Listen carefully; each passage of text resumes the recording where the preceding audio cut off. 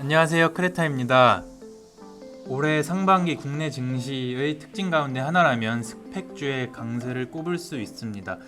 저금리 시대에 대한투자 상품으로 스펙이 주목을 끌고 있는데요. 최근 과열 양상을 보이고 있는 스펙주에 대해 전문가 두 분 모시고 이야기 나눠보도록 하겠습니다. 안녕하세요. 안녕하세요. 네, 불안정한 국내 증시의 영향인지 마땅한 투자처를 찾지 못한 투자자들에게 스펙주들이 각광을 받고 있는 것 같습니다. 스펙이란 무엇인가요?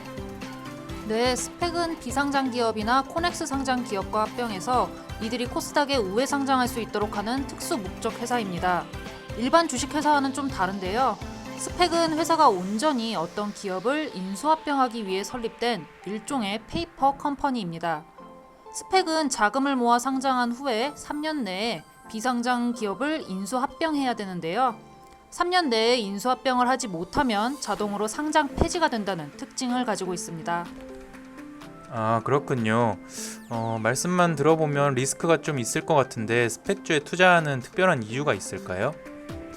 네, 상장 폐지라는 단어 때문에 걱정이 되고 의아해하셨을 텐데 스펙은 합병이 안 되더라도 원금 보전이 가능하다는 장점을 가지고 있습니다.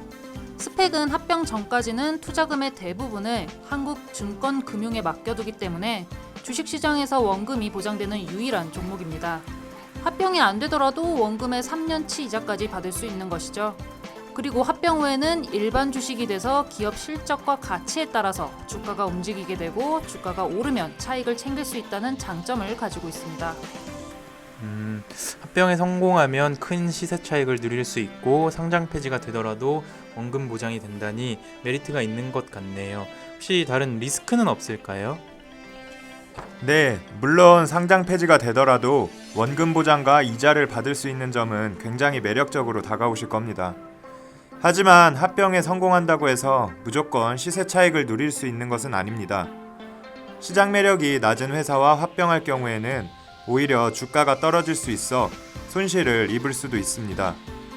그리고 상장 초기에 스펙주가 큰 변동성을 보이는 것은 더욱 경계를 할 필요가 있습니다.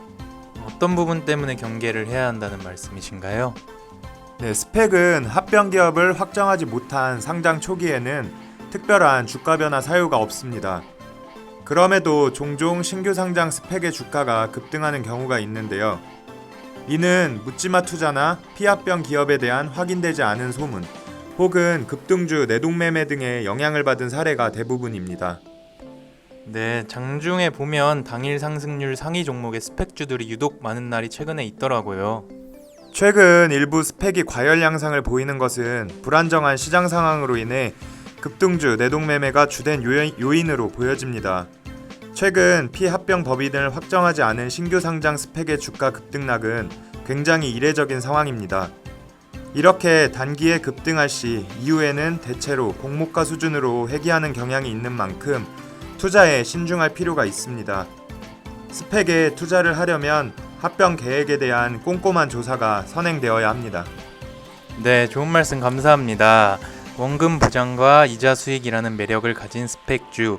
하지만 최근 급등락은 이례적인 성향인 만큼 내동매매에 유의하고 꼼꼼한 조사를 바탕으로 투자 전략 잘 세워보시면 좋을 것 같습니다.